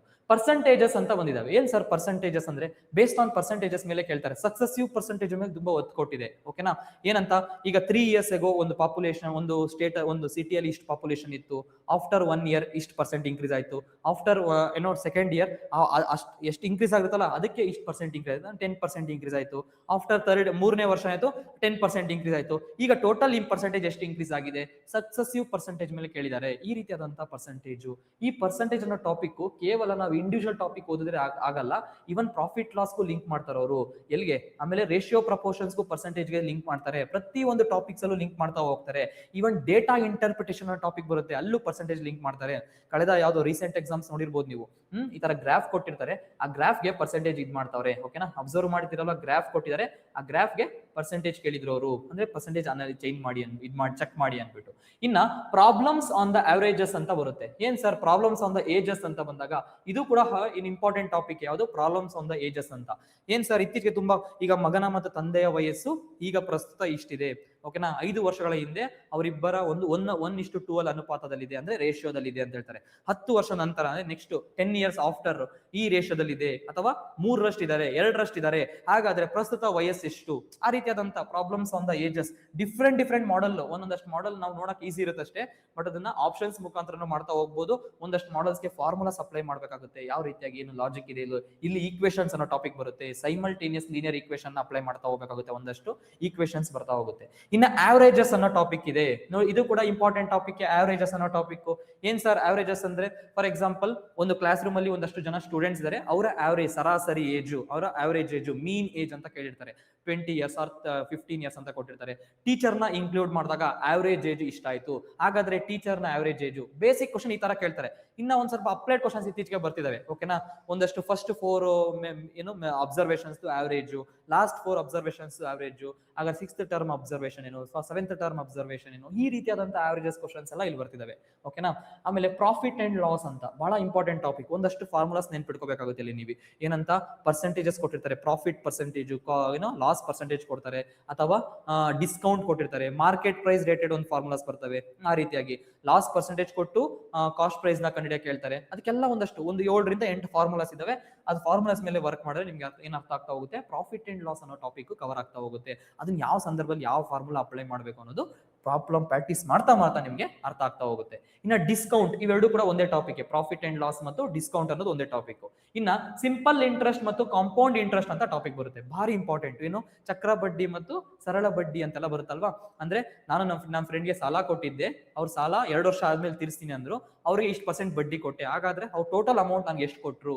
ಆ ರೀತಿಯಾಗಿ, ಇಲ್ಲ ಸರ್ ನನ್ನ ಫ್ರೆಂಡ್ಗೆ ಸಾಲ ಕೊಟ್ಟಿದ್ದೆ, ನಾನು ಅವ್ನು ಕಿತ್ತಾಡ್ಬಿಟ್ರಿ, ಮತ್ತೆ ನೀನು ಸರಳ ಬಡ್ಡಿ ಕೊಡಬೇಡ, ನನಗೆ ಚಕ್ರ ಬಡ್ಡಿಯಲ್ಲಿ ನೀನು ಕೊಡ್ಬೇಕು ನನಗೆ ಅಂತ ಹೇಳ್ಬಿಟ್ಟಿರ್ತೀನಿ. ಆಫ್ಟರ್ 4 ಇಯರ್ಸ್ ನನಗೆ ಅವ್ರು ಅಮೌಂಟ್ ಕೊಟ್ರು, ಎಷ್ಟು ಅಮೌಂಟ್ ಕೊಟ್ರು, ಅದನ್ನ ನಾವು ಚಕ್ರ ಬಡ್ಡಿ ಅಂತ ಮಾಡ್ತೀವಿ. ಅಲ್ಲಿ ಒಂದು ಫಾರ್ಮುಲಾ ಬರುತ್ತೆ, ಅಮೌಂಟ್ಗೆ ಒಂದು ಫಾರ್ಮುಲಾ ಬರುತ್ತೆ, ಸ್ವಲ್ಪ ಕಾಂಪ್ಲೆಕ್ಸ್ ಟರ್ಮ್ಸ್ ಬರ್ತವೆ ಇಲ್ಲಿ. ಅಂದ್ರೆ ಇಲ್ಲಿ ಕ್ಯಾಲ್ಕುಲೇಷನ್ಸ್ ಅನ್ನೋದು ಬರುತ್ತೆ ಕಾಂಪೌಂಡ್ ಇಂಟ್ರೆಸ್ಟ್ ಅಲ್ಲಿ. ಅದನ್ನ ಯಾವ ರೀತಿಯಾಗಿ ಮಾಡ್ಬೋದು, ಮಲ್ಟಿಪ್ಲಿಕೇಶನ್ ನ ಸಿಂಪ್ಲಿ ಏನು ವಿತೌಟ್ ಮಲ್ಟಿಪ್ಲೈ ಮಾಡಿದ್ರೆ ಯಾವ ರೀತಿಯಾಗಿ ಮಾಡ್ಬೋದು ಅಂತ ನಾನು ಎಲ್ಲಿ ಹೇಳ್ತಾ ಹೋಗ್ತೀನಿ. ಕಾಂಪೌಂಡ್ ಇಂಟ್ರೆಸ್ಟ್ ಅಲ್ಲಿ ಯಾವ ರೀತಿಯಾಗಿ ಮಾಡ್ತಾ ಹೋಗ್ಬೋದು, ಆಮೇಲೆ ಲಾಜಿಕ್ ಮುಖಾಂತರ ಯಾವ ರೀತಿ ಆನ್ಸರ್ ಮಾಡ್ಬೋದು ಅಂತೆಲ್ಲ ನೋಡ್ತಾ ಹೋಗೋಣ. ರೇಷಿಯೋ ಅಂಡ್ ಪ್ರಪೋರ್ಷನ್ ಅಂತ ಹೇಳ್ತಾರೆ, ಅನುಪಾತದ ಅಂತ ಹೇಳ್ತಾರೆ. ರೇಷಿಯೋ ಪ್ರಪೋರ್ಷನ್ 1:2:3 ಅಂತೆಲ್ಲ ಬರುತ್ತಲ್ಲ, ಇದು ತುಂಬಾ ಕಡೆ ಹೆಲ್ಪ್ ಆಗುತ್ತೆ. ನಾಟ್ ಓನ್ಲಿ ಇದೊಂದೇ ಟಾಪಿಕ್, ರೇಷಿಯೋ ಪ್ರಪೋರ್ಷನ್ ಅಂತ ಇಂಡಿವಿಜುವಲ್ ಟಾಪಿಕ್ ಓದಕ್ ಆಗೋದಿಲ್ಲ, ಬೇರೆ ಟಾಪಿಕ್ಸ್ ಜೊತೆ ಪರ್ಸೆಂಟೇಜಸ್ ಜೊತೆ ಲಿಂಕ್ ಮಾಡ್ತಾರೆ. ಇವನ್ HCF LCM ಜೊತೆನೂ ಲಿಂಕ್ ಮಾಡ್ತಾರೆ ರೇಷಿಯೋ ಪ್ರಪೋರ್ಷನ್ಸ್ ನ. ಒಂದು ಸಿಂಪ್ಲಿಫೈಡ್ ಫಾರ್ಮ್ ಅಲ್ಲಿ ಕೊಟ್ಟಿರ್ತಾರೆ, 1:2, 2:3 ಅಂತ ಕೊಟ್ಟಿರ್ತಾರಲ್ವಾ, ಇದೆಲ್ಲ ರೇಷಿಯೋ ಪ್ರಪೋರ್ಷನ್ಸ್ ಅಲ್ಲಿ ಇದಾವೆ. ಹಾಗಾದ್ರೆ ಅವರು ಅಂದ್ರೆ ರೇಷಿಯೋಸ್ ಕೊಟ್ಟು ಅದರದ್ದು ವ್ಯಾಲ್ಯೂಸ್ ಕೇಳಿರ್ತಾರೆ. ಆ ತರ ಡಿಫ್ರೆಂಟ್ ಮಾಡೆಲ್ಸ್ ಎಲ್ಲ ನಾವೇನು ರೇಷಿಯೋ ಪ್ರಪೋರ್ಷನ್ಸ್ ಅನ್ನೋ ಟಾಪಿಕ್ ಅಲ್ಲಿ ಓದ್ತೀರಿ. ಟೈಮ್ ಅಂಡ್ ವರ್ಕ್ ಅಂತ ಟಾಪಿಕ್ ಬರುತ್ತೆ, ವೆರಿ ಇಂಪಾರ್ಟೆಂಟ್ ಟಾಪಿಕ್. ಯಾಕೆ ಸರ್ ಅಂದ್ರೆ ಇದೊಂದು ಟಾಪಿಕ್ ಕರೆಕ್ಟ್ ಆಗಿ ಪರ್ಫೆಕ್ಟ್ ಆದ್ರೆ ನೀವು ತುಂಬಾ ಟಾಪಿಕ್ಸ್ ಪರ್ಫೆಕ್ಟ್ ಆಗ್ಬೋದು. ಪೈಪ್ಸ್ ಅಂಡ್ ಸಿಸ್ಟ್ರಾನ್ಸ್ ಅಂತ ಒಂದು ಟಾಪಿಕ್ ಬರುತ್ತೆ. ಆಮೇಲೆ ಏನೋ ಫಾರ್ ಎಕ್ಸಾಂಪಲ್ ವರ್ಕ್ ಮೇಲೆ ಟೈಮ್ ಅಂಡ್ ವರ್ಕ್, ಈಗ ಎ ಇಷ್ಟು ಕೆಲಸದಲ್ಲಿ ಇಷ್ಟು ದಿನದಲ್ಲಿ ಕೆಲಸ ಮಾಡ್ತಾರೆ, ಬಿ ಇಷ್ಟು ದಿನದಲ್ಲಿ ಕೆಲಸ ಮಾಡ್ತಾರೆ, ಇಬ್ರು ಸೇರಿ ಎಷ್ಟು ದಿನ ಕೆಲಸ ಮಾಡ್ತಾರೆ ಅಂತ ಕ್ವಶನ್ ಕೇಳ್ತಾರೆ. ಬೇಸಿಕ್ ಪ್ರಾಬ್ಲಮ್ ಆತರ ಕೇಳ್ತಾ ಇದ್ರು ಮೊದಲು, ಬಟ್ ಈಗ UPSC ಕೂಡ ಕೇಳಿದ್ರು ಏನಂತ, AB ಇಷ್ಟು ದಿನಕ್ಕೆ AB ಇಬ್ರು ಸೇರಿದ್ರೆ ಇಷ್ಟು ದಿನ ಕೆಲಸ ಮಾಡ್ತಾರೆ, BC ಇಷ್ಟು ದಿನ ಸೇರಿದ್ರೆ ಇಬ್ರು ಸೇರಿದ್ರೆ ಇಷ್ಟು ದಿನ ಕೆಲಸ ಮಾಡ್ತಾರೆ, CA ಇಷ್ಟು ಜನ ಏನೋ ಇಬ್ರು ಸೇರಿದ್ರೆ ಇಷ್ಟು ದಿನ ಕೆಲಸ ಮಾಡ್ತಾರೆ. ಹಾಗಾದ್ರೆ ABC 3 ಜನ ಸೇರಿದ್ರೆ ಎಷ್ಟು ದಿನ ಕೆಲಸ ಮಾಡ್ತಾರೆ. ಆ ರೀತಿಯಾಗಿ ಇಂಡಿವಿಜುವಲ್ ಹೇಳಿ, ಎ ಎಷ್ಟು ದಿನ ಕೆಲಸ ಮಾಡ್ತಾರೆ ಅಂತ, ಬಿ ಎಷ್ಟು ದಿನ ಕೆಲಸ ಮಾಡ್ತಾರೆ ಅಂತ, ಸಿ ಎಷ್ಟು ದಿನ ಕೆಲಸ ಮಾಡ್ತಾರೆ ಅಂತ, ಇವೆಲ್ಲ ಕೂಡ ನಾವು ಎಲ್ಲಿ ಟೈಮ್ ಅಂಡ್ ವರ್ಕ್ ಅಲ್ಲಿ ನೋಡ್ತಾ ಹೋಗ್ತೀರಿ. ಪೈಪ್ಸ್ ಮತ್ತು ಸಿಸ್ಟ್ರಾನ್ಸ್ ಅಂತ ಬರುತ್ತೆ. ಪೈಪ್ಸ್ ಅಂದ್ರೆ ಸಿಸ್ಟ್ರಾನ್ಸ್ ಅಂದ್ರೆ 2 ಟ್ಯಾಂಕ್ ಇರುತ್ತೆ. ಒಂದು ಟ್ಯಾಂಕ್ಗೆ ಇಷ್ಟು ಒಂದಷ್ಟು ಒಂದ್ ಕಡೆ ನೀರ್ ಬರ್ತಿರುತ್ತೆ, ಇಷ್ಟು ಮೀಟರ್ ಪರ್ ಸೆಕೆಂಡ್ ಅಲ್ಲಿ ನೀರ್ ಬರ್ತಿದೆ ಅಂತ ಹೇಳ್ತಾರೆ. ಇನ್ನೊಂದ್ ಕಡೆ ಅದು ನೀರ್ ಹೋಗ್ತಿರುತ್ತೆ. ಹಾಗಾದ್ರೆ ಎರಡು ಆ ಟ್ಯಾಪ್ ಆನ್ ಮಾಡಿದಾಗ, ಟ್ಯಾಪ್ A ಟ್ಯಾಪ್ B ಅಂತ ಕನ್ಫರ್ಮ್ ಮಾಡ್ತಾರೆ ಅವರು. ಎರಡು ಟ್ಯಾಪ್ ಆನ್ ಮಾಡಿದ ಸಂದರ್ಭದಲ್ಲಿ ಆ ಟ್ಯಾಂಕ್ ತುಂಬೋ ಯಾವಾಗ ತುಂಗುತ್ತೆ, ವೆನ್ ಇಟ್ ವಿಲ್ ಬಿ, ಅಂದ್ರೆ ಟ್ಯಾಂಕ್ ಕಂಪ್ಲೀಟ್ ಆಗೋದಕ್ಕೆ ಎಷ್ಟು ಟೈಮ್ ಬೇಕು, ಆ ರೀತಿಯಾದಂತ ಕ್ವಶನ್ ಕೇಳ್ತಾರೆ. ಓಕೆನಾ, time and work based on ಒಂದು ಫಾರ್ಮುಲಾ ಮೇಲೆ ಒಂದು ಇದು LCM HCF LCM ಮತ್ತು ತಿಳ್ಕೊಂಡ್ರೆ ಇದು ಮಾಡಬಹುದು. Time and work based on logic ಮೇಲೂ ಮಾಡ್ತಾ ಹೋಗ್ಬೋದಾಗುತ್ತೆ. ಇನ್ನ ಒಂದು ಪಾರ್ಟ್ನರ್ಶಿಪ್ ಅಂತ ಒಂದು ಟಾಪಿಕ್ ಬರುತ್ತೆ. ಏನ್ ಸರ್ ಪಾರ್ಟ್ನರ್ಶಿಪ್ ಅಂತ ಬಂದಾಗ, ಫಾರ್ ಎಕ್ಸಾಂಪಲ್ ನಾನು ನನ್ನ ಫ್ರೆಂಡ್ ಇನ್ನೊಬ್ಬ ಫ್ರೆಂಡ್ ಸೇರಿ ಒಂದು ಬಿಸ್ನೆಸ್ ಸ್ಟಾರ್ಟ್ ಮಾಡಿದೆ. ಬಟ್ ನನ್ನ ಇನ್ನೊಬ್ಬ ಫ್ರೆಂಡ್ ಅವನು ಆ ಬಿಸ್ನೆಸ್ಗೆ ಸರಿಯಾಗಿ ಟೈಮ್ ಕೊಡ್ಲಿಲ್ಲ, ಕೇವಲ 1 ತಿಂಗಳು ಮಾತ್ರ ಬಂದಿದ್ದ ಅಷ್ಟೇ ಎಂಟೈರ್ ಇಯರ್ ಅಲ್ಲಿ. ನಾನ್ ಮಾತ್ರ ಕಂಟಿನ್ಯೂಸ್ 1 ವರ್ಷ ಪೂರ್ತಿ ಇದ್ದೆ. ಬಟ್ ನನ್ನ ಸೆಕೆಂಡ್ ಫ್ರೆಂಡ್ ಏನ್ ಮಾಡ್ದ, ಅಪ್ ಟು 6 ಮಂತ್ಸ್ ಮಾತ್ರ ಇದ್ದ. ಇನ್ವೆಸ್ಟ್ಮೆಂಟ್ ಮಾಡೋಗು ಅಷ್ಟೇ, ನಾನು ಕಂಪ್ಲೀಟ್ ಆಲ್ಮೋಸ್ಟ್ ಒಂದು 10,000 ಇನ್ವೆಸ್ಟ್ ಮಾಡಿದ್ದೆ, ಅವ್ರು ಒಂದು 5,000 ಇನ್ವೆಸ್ಟ್ ಮಾಡಿದ್ರು, ಇನ್ನೊಬ್ರು 2,000 ಇನ್ವೆಸ್ಟ್ ಮಾಡಿದ್ರು. ಹಾಗಾದ್ರೆ ನಮ್ಗೊಂದು 1,000 rupees ಪ್ರಾಫಿಟ್ ಬಂತು. ಯಾವ ರೀತಿಯಾಗಿ ಹಂಚಿಕೆ ಮಾಡಬೇಕು, ನಾವು ಯಾವ ರೇಷದಲ್ಲಿ ಇದು ಮಾಡಬೇಕು, ಆ ರೀತಿಯಾದಂತ ಕ್ವಶನ್ಸ್ ಪಾರ್ಟ್ನರ್ಶಿಪ್ ಕ್ವಶನ್ಸ್ ಅಲ್ಲಿ ಬರ್ತವೆ. ತುಂಬಾ ಕ್ವಶನ್ಸ್ ನೀವೇನಾದ್ರೂ ಪೇಪರ್ಸ್ ತೆಗೆದ ನೋಡಿದ್ರೆ, ಇವನ್ UPSC ಅಲ್ಲಿ ಕೂಡ ಕೇಳಿದಾರೆ ಇದು ಪಾರ್ಟ್ನರ್ಶಿಪ್ ಕ್ವಶನ್. 2026 ಪೇಪರ್ ಅಲ್ಲೂ ಕೇಳಿದ್ರು ಪಾರ್ಟ್ನರ್ಶಿಪ್ ಕ್ವಶನ್. ನಾಳೆ ಯಾಕೆ ಅದೇ ಮಾಡಲ್ KS ಬರಲ್ಲ ಅಂತ ನಾನು ಹೇಳ್ತೀನಿ. ಯಾಕೆ ಬರ್ಬೋದು, KS ಬರ್ಬೋದಲ್ವಾ ಕ್ವಶನ್, ಇಲ್ಲಿ UPSC ಕೇಳಿರತಕ್ಕಂಥ ಕ್ವಶನ್. ನೀವು ಅದಕ್ಕೆ ಆ ಕ್ವಶನ್ ನೋಡಬೇಕು, ಆ ಕ್ವಶನ್ ಯಾವ ಮಾಡೆಲ್ ಮೇಲೆ ಕೇಳಿದರೆ ನಾವು ಆನ್ಸರ್ ಬರುತ್ತಾ ಇಲ್ವಾ, ನಾವು ಮಾಡ್ಬೋದಾ, 2 minutes 1 minute ಅಲ್ಲಿ ಕೇಳಿರ್ತಕ್ಕಂಥ ಟೈಮ್ ಅಲ್ಲಿ ಮಾಡ್ಬೋದಾ ಅಂತ ನೀವು ಚೆಕ್ ಮಾಡ್ತಾ ಹೋಗ್ಬೇಕಾಗುತ್ತೆ. ಇನ್ನ ಟೈಮ್, ಸ್ಪೀಡ್ ಮತ್ತು ಡಿಸ್ಟೆನ್ಸ್ ಅಂತ ಟಾಪಿಕ್ ಇದೆ. ಇದು ಬೇಸಿಕ್ ಫಾರ್ಮುಲಾ ಮೇಲೆ ನಿಂತಿರುತ್ತೆ. ಏನು, speed is equal to distance by time taken ಅಂತ ಫಾರ್ಮುಲಾ ಮೇಲೆ ನಿಂತಿರುತ್ತೆ. ಟೈಮ್, ಸ್ಪೀಡ್, ಡಿಸ್ಟೆನ್ಸ್ ಅಂತ. ಟ್ರೈನ್ಸ್ ಬಗ್ಗೆ ಇತ್ತೀಚೆಗೆ ಬಾರಿ ಇಂಪಾರ್ಟೆಂಟ್, ಟ್ರೈನ್ಸ್ ಅನ್ನೋ ಟಾಪಿಕ್. ಅದರಲ್ಲೂ ಕೂಡ ಒಂದಷ್ಟು ಕ್ವಶನ್ಸ್ ಅಪ್ಲೈಡ್ ಲೆವೆಲ್ ಅಲ್ಲಿ ಕೇಳ್ತಿದ್ದಾರೆ. ಓಕೆನಾ, ಅದ್ರ ಮೇಲೆಲ್ಲ ಅದೆಲ್ಲ ಕೂಡ ಇದ್ರ ಮೇಲೆ ನಿಂತಿರ್ತಕ್ಕಂಥದ್ದು. ಸ್ಪೀಡು, ಡಿಸ್ಟೆನ್ಸ್, ಟೈಮ್ ಅದ್ರ ಬಗ್ಗೆ ನಿಂತಿರ್ತಕ್ಕಂಥದ್ದು. ಟ್ರೈನ್ಸ್ ಆಗಿರ್ಬೋದು, ಬೋಟ್ಸ್ ಮತ್ತು ಸ್ಟ್ರೀಮ್ಸ್ ಅಂತ ರೀಸೆಂಟ್ ಆಗಿ ಟಾಪಿಕ್ಸ್ ಬರ್ತವೆ.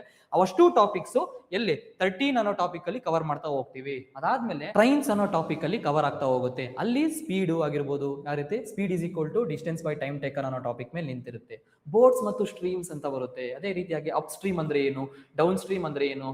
ಒಂದು ಬೋಟ್ ಅಪ್ ಸ್ಟ್ರೀಮ್ ಹೋದಾಗ ಇಷ್ಟು ಸ್ಪೀಡ್ ಅಲ್ಲಿ ಇತ್ತು, ಡೌನ್ ಸ್ಟ್ರೀಮ್ ಬರುವಾಗ ಇಷ್ಟು ಸ್ಪೀಡ್ ಅಲ್ಲಿ ಬಂತು. ಹಾಗಾದ್ರೆ ಆ ಸ್ಟ್ರೀಮ್ ಸ್ಪೀಡ್ ಎಷ್ಟು, ಬೋಟ್ ರಿಯಲ್ ಸ್ಪೀಡ್ ಎಷ್ಟು, ಟೈಮ್ ಎಷ್ಟು, ರಿಲೇಟಿವ್ ಸ್ಪೀಡ್ ಅನ್ನೋ ಒಂದು ಕಾನ್ಸೆಪ್ಟ್ ಮೇಲೆ ನಿಂತಿರ್ತಿದ್ದು. ಒಂದಕ್ಕೊಂದು ಕಂಪೇರ್ ಮಾಡ್ತಾ ಹೋಗ್ತಾರೆ. ಓಕೆನಾ, ಇಲ್ಲಿ ಬೋಟ್ಸ್ ಮತ್ತು ಸ್ಟ್ರೀಮ್ಸ್ ಅಲ್ಲಿ. ಇನ್ನ ಪರ್ಮುಟೇಷನ್ಸ್ ಮತ್ತು ಕಾಂಬಿನೇಷನ್ಸ್ ಅನ್ನೋ ಟಾಪಿಕ್ ಬರುತ್ತೆ. ಓಕೆನಾ, ಇದು ಬಹಳ ಇಂಪಾರ್ಟೆಂಟ್ ಟಾಪಿಕ್. ಓಕೆನಾ, ಇತ್ತೀಚೆಗೆ ಜಾಸ್ತಿ ಕ್ವಶನ್ಸ್ ಇದರಿಂದ ಈ ಪ್ರೊಬಬಿಲಿಟಿ ಮತ್ತು ಪರ್ಮುಟೇಷನ್ ಟಾಪಿಕ್ಸ್ ತುಂಬಾ ಕ್ವಶನ್ಸ್ ಬರ್ತಿದಾವೆ. ಪರ್ಮುಟೇಷನ್ ಕಾಂಬಿನೇಷನ್ ಅಂದ್ರೆ NPR ಅಂದ್ರೆ ಏನು, NPR ಅಂದ್ರೆ ಏನು ಅಂತ ಕ್ವಶನ್ ಕೇಳ್ತಾರೆ. NCR ಇವೆರಡು ಡಿಫರೆನ್ಸ್ ಗೊತ್ತಾಗಬೇಕು ನಮ್ಗೆ. ಎಲ್ಲಿ NPR ಅಪ್ಲೈ ಮಾಡ್ತಾರೆ, ಎಲ್ಲಿ NCR ಅಪ್ಲೈ ಮಾಡ್ತಾರೆ ಅಂತ ಗೊತ್ತಿರಬೇಕು. ಓಕೆನಾ, ಹಾಗಾದ್ರೆ ಏನ್ ಸರ್ ಪರ್ಮುಟೇಷನ್ ಅಂದ್ರೆ ಏನು, ಸೆಲೆಕ್ಟ್ ಏನು, ಆರ್ಡರ್ ಅನ್ನೋದು ಇಂಪಾರ್ಟೆಂಟ್ ಆಗಿರುತ್ತೆ ಪರ್ಮುಟೇಷನ್ ಅಲ್ಲಿ. ಎಲ್ಲಿ ಪರ್ಮುಟೇಷನ್ ಅಪ್ಲೈ ಮಾಡ್ತಾರೆ, ಎಲ್ಲಿ ಕಾಂಬಿನೇಷನ್. ನೀವೇನಾದ್ರೂ ಕ್ವಶನ್ ಪೇಪರ್ ಓಪನ್ ಮಾಡಿದ್ರೆ ಯಾವ್ದ್ರಲ್ಲಿ, ಇವನ್ KS ಪೇಪರ್ ಅಲ್ಲೂ ಅಷ್ಟೇ ಇದ್ರ ಮೇಲೆ ಕ್ವಶನ್ಸ್ ಬಂದಿದ್ದಾವೆ, ಪರ್ಮುಟೇಷನ್ ಮತ್ತು ಕಾಂಬಿನೇಷನ್ ಅನ್ನೋ ಟಾಪಿಕ್ ಮೇಲೆ.